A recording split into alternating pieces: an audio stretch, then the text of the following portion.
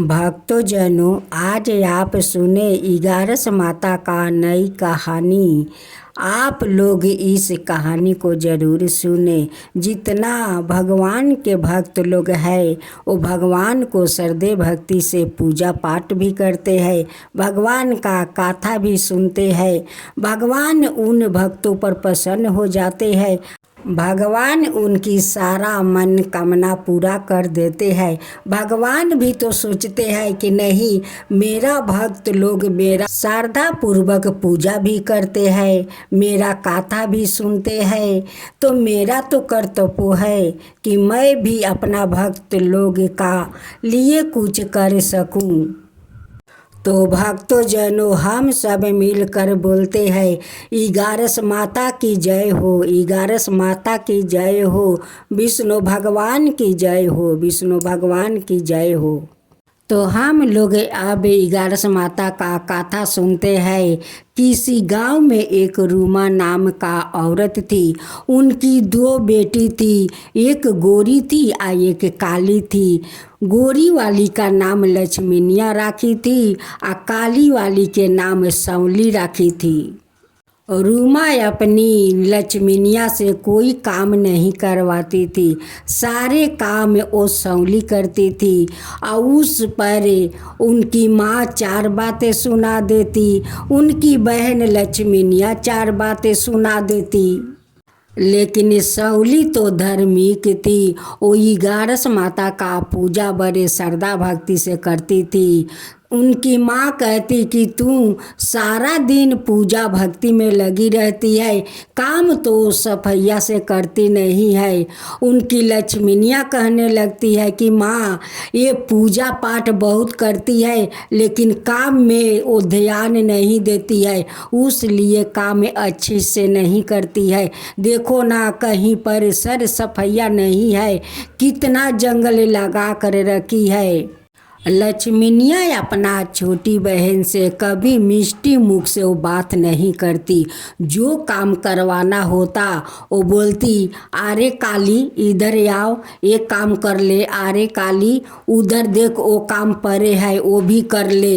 लेकिन वो हुक्म पर हुक्म चलाती थी। उनकी माँ भी कुछ नहीं कहती कि तुम सारा दिन काली से काम क्यों करवाती हो, तुम भी क्यों नहीं काम कर लेती हो। ये बात वो अपना लक्ष्मीनिया को कभी नहीं बोलती, क्योंकि वो गोरी थी और काली तो काली थी, उसलिए काली से काम करवाती थी। एक दिन लक्ष्मीनिया अपना माँ से कहती है कि माँ, जब तक एक काली माँ घर में रहेगी, इस घर में मेरे लिए कभी अच्छा रिश्ता नहीं आएगा। इसके कारण मैं सारा जीवन कुंवारी रह जाऊंगी। लक्ष्मीनिया सोचने लगी कि मैं इस काली को घर से कैसे निकालूं। जब तक ये काली घर से नहीं जाएगी, मेरे लिए अच्छा रिश्ता नहीं आएगा। अब तो लक्ष्मीनिया माँ को कान भरने लगी, उल्टा पाल्टा काली के बारे में बात कहने लगी। एक दिन लक्ष्मीनिया का माँ का गुस्सा आ गया। वो कहने लगी काली से कि यारे कुलच्छनी, तू घर से तू चली जा, नहीं तो लक्ष्मीनिया को शादी नहीं होगा, वो सारा जीवन कुंवारी रह जाएगी, तुझे घर छोड़कर जाना होगा। सौली कहती है कि माँ, मैं कहाँ जाऊँ, तुम ही बताओ मैं कहाँ जाऊँ। वो कहने लगी कि तू जहाँ जा, जहाँ तेरा खुशी वहाँ जा, लेकिन घर से चला जा। वो तो लक्ष्मीनिया माँ को कान भरते भरते उनकी बहुत गुस्सा दिलवा दी थी। सौली कई दिन के लिए अपना मामा का घर चली जाती है। वो कई दिन में लक्ष्मीनिया का रिश्ता आया और लक्ष्मीनिया के शादी भी हो गया। वो अपना ससुराल चली गई। कुछ दिन का बाद जब सौली का पता चला कि लक्ष्मीनिया को तो शादी हो गया है, मैं अपना घर अब जा सकती हूँ। जिस दिन अपना मामा का घर से वो लौट के आती है, उस दिन 11 माता का व्रत था। उस दिन सौली उपवास की थी। माँ से कहती है कि माँ, माँ से कहती है कि माँ आज तो मैं उपवास किया हूँ, 11 माता का व्रत है, कुछ पैसा दो कि 11 माता के लिए कुछ लाऊं और मैं भोग लगाऊं। माँ कहती है कि मेरे पास पैसा नहीं है तेरे उस देवी को भोग लगाने के लिए। तू जंगल जा आ जंगल से घास से पत्तियाँ नोच कर लियाओ आ 11 माता के तू वही भोग लगा दे। सौली जंगल में चली जाती है। उस जंगल में एक कटहर का पेड़ था। उस पेड़ में एक ही कटहल था। 11 माता वहाँ एक औरत का रूप धारण करती है और उस सौली के पास जाती है। कहती है कि बेटी इस जंगल में तू अकेली क्या कर रही है। तब सौली कहती है कि बूढ़ी माता देखिए, आज मैं 11 माता का उपवास किया हूँ। माँ से पैसा मांगी तो माँ कहती है कि तू जंगल जा आ घास पत्तियाँ लिया कर 11 माता का भोग लगा दे। मेरे पास कुछ नहीं है देने के लिए। मैं तो इस जंगल में आ गई हूँ, लेकिन मैं अपना 11 माता को क्या भोग लगाऊँ, कहाँ से लाऊँ। मेरे पास तो पैसा नहीं है। भेष रूपी 11 माता अपना शक्ति से उस कटहर को तोड़ लेती है और कहती है कि बेटी तू चिंता मत करे, देख एक कटहर से तू जो मांगेगी वही एक कटहर तुझे लाकर देगा। लेकिन सौली का पता नहीं है कि जो कटहर देती है वही तो साक्षात 11 माता है। सौली का दिमाग में कुछ समझ में नहीं आया कि ये कौन है। वो पूछी भी नहीं कि तुम कौन हो। वो कटहर देती है या कहती है कि इस कटहर से जो तुम मांगेगी वही कटहर तुम्हें लाकर देगा। अब कहने लगी सौली कि हे बूढ़ी माता, ये कटहर मुझे क्या लाकर देगा। वो कहने लगी कि तुझे सब कुछ लाकर देगा, तू एक बार कह कर तो देख। सौली कहती है कि माई इस कटहर से मैं क्या कहूँ। तब भेष रूपी 11 माता कहती है कि तू कह कि मैं आज 11 माता का उपवास किया हूँ, 11 माता का भोग लगाने के लिए मुझे समग्रही चाहिए, वो कटहर देखना जरूर लाकर तुझे देगा। 11 माता का कहे अनुसार वो कटहर से बोली आ कटहर स्वयं 11 माता का सारा समग्रही लाकर दे दिया और कहने लगी कि देख सौली, इस कटहर का रहस्य किसी को मत बताना, अपना माँ को भी मत बताना, इस कटहर को अपना पास ही रखना। सौली कहने लगी कि माई अगर एक कटहर पाक गया आ किसी ने चोरा के खा लिया तब क्या होगा।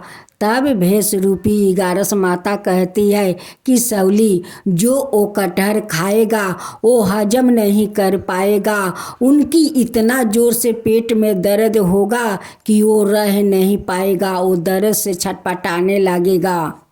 सौली घर आती है, 11 माता का श्रद्धा भक्ति से पूजा करती है। उनकी माँ कहने लगी कि जंगल से इतना पूजा का समग्रही तेरा कहाँ से मिला, कौन दिया। वो कहती है कि ये एक माँ आई थी, वही माँ मुझे इतना सारा समग्रही देकर गई है। अब तो सौली का जो कटहर से मांगती थी वही कटहर लाकर देता था।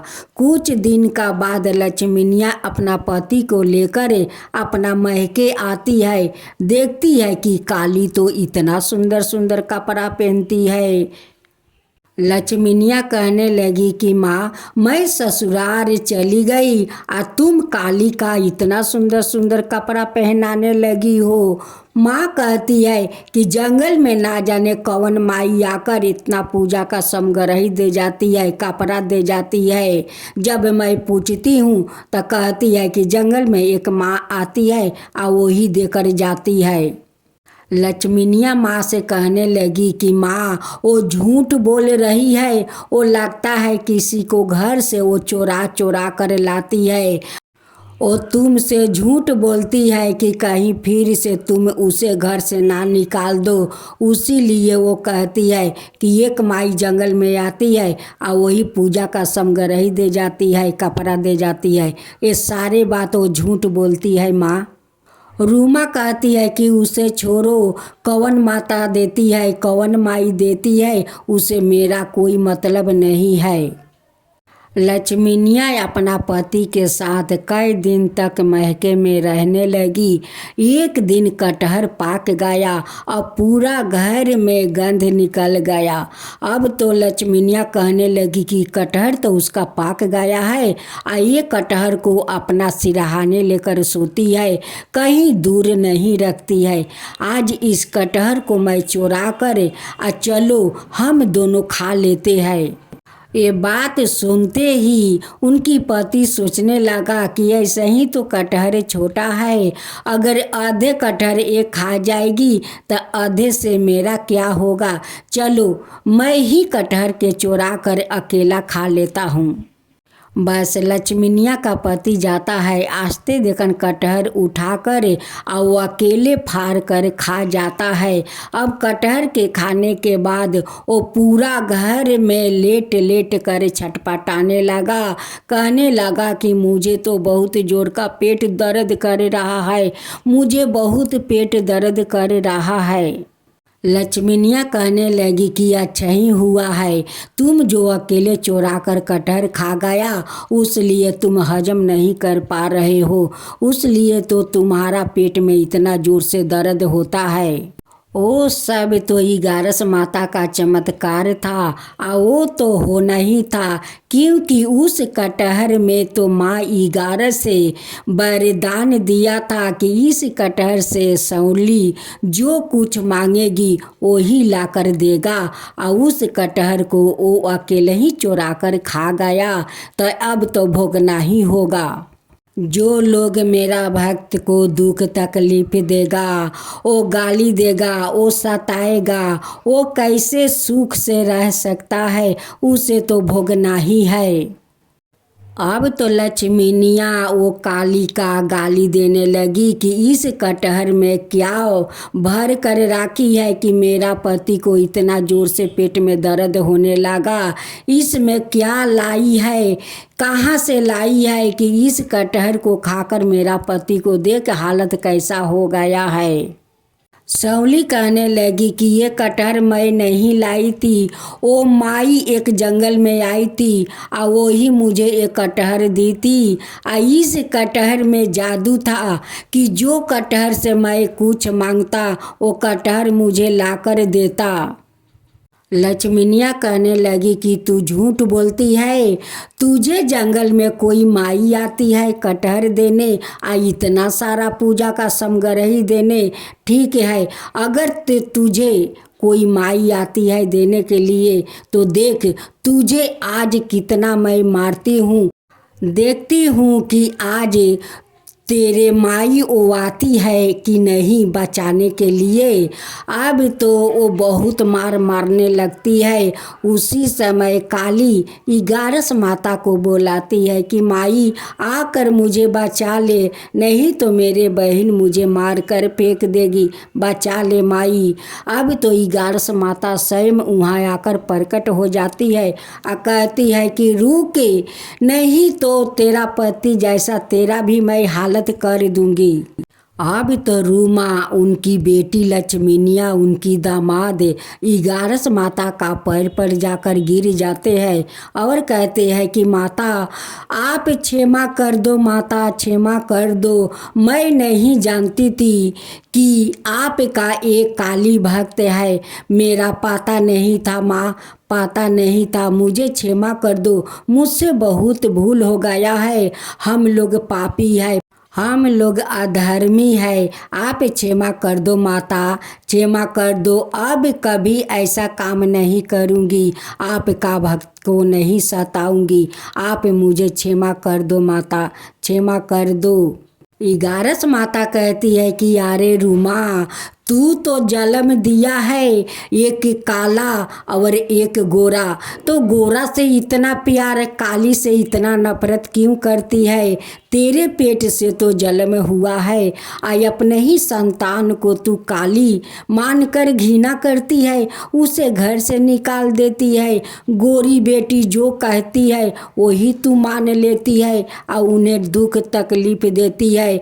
वो तो मेरा भक्त है, काली है तो क्या है, उनकी दिल कितना सच्चा है, कितना सफैया है।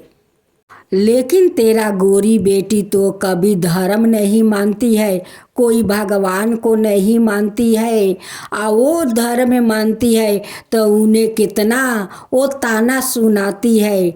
देख आज कौन हालत हुआ है, जो कटहर खाया है जानती है रूमा, उस कटहर ने मैं ही दिया था कि ले जा। उसमें मेरा वरदान था कि इस कटहर से जो भी तुम मांगोगी वही तुम्हारा पास आ जाएगा। और वो कटहर पर तेरा बेटी और दामाद आंख गड़ा कर रखा था कि कब कटहर पाकेगा और कब हम लोग खाएगा। वो कटहर तो मैं पका दिया। तेरा दामाद सोचा कि मैं अकेले चुरा कर कटहर खा लेता हूँ, तो देख कटहर तो चुरा कर खा लिया। आज देख कौन हालत हुआ है। जो मेरा श्रद्धा भक्ति से व्रत करता है, मेरा गाथा सुनता है, उन पर मैं बहुत प्रसन्न हो जाता हूँ। अपना भक्त के लिए कोई ना कोई रूप में मैं आ जाता हूँ, उनकी सहायता भी करती हूँ। और जो लोग भगवान पर विश्वास नहीं रखता है, श्रद्धा नहीं रखता है, उन्हें ऐसे ही तड़पना पड़ता है, ऐसे ही भोगना पड़ता है। सौली अपनी माँ को रोते हुए और बड़ी बहन को रोते हुए देखती है तो उनकी दया आ जाता है। वो ग्यारस माता से प्रार्थना करती है कि माता मेरे बहन को पति को ठीक कर दीजिए, माता कर दीजिए। अब से मेरी माँ और मेरी दीदी आपका श्रद्धा भक्ति से पूजा करेगी, आपका गाथा सुनेगी। उन्हें क्षमा कर दीजिए माँ, उनसे भूल हुआ है, आप क्षमा कर दीजिए। आप तो सबका माँ है, आप तो माँ है, माँ को तो अपना बच्चा पर तो दर्द होना चाहिए। उन्हें क्षमा कर दो माँ, और ऐसा काम वो लोग कभी नहीं करेगा। रूमा कहती है कि हाँ माँ, अब ऐसा भूल हम लोग से नहीं होगा। लक्ष्मीनिया कहने लगी कि हाँ माँ, अब हम लोग से भूल नहीं होगा। अब हम लोग श्रद्धा पूर्वक उस सौली के साथ आपको पूजा करेंगे माँ, पूजा करेंगे। ग्यारस माता उनकी पति को ठीक कर देती है। अब तो रूमा और उनकी दीदी लक्ष्मीनिया अपना सौली बहन से बहुत ज़्यादा प्यार करने लगा। अब तो वो लोग मिलजुल कर ग्यारस माता का पूजा करने लगी। अब तो माँ और लक्ष्मीनिया दोनों सौली से बहुत प्यार करने लगा। मिलजुल के ग्यारस माता का श्रद्धा पूर्वक पूजा करने लगी। हे ग्यारस माता, जैसे आप उस सौली को सहायता की वैसे ही सबका ऊपर कृपा कीजिए, सबका ऊपर कृपा कीजिए। हे ग्यारस माता की जय हो, ग्यारस माता की जय हो।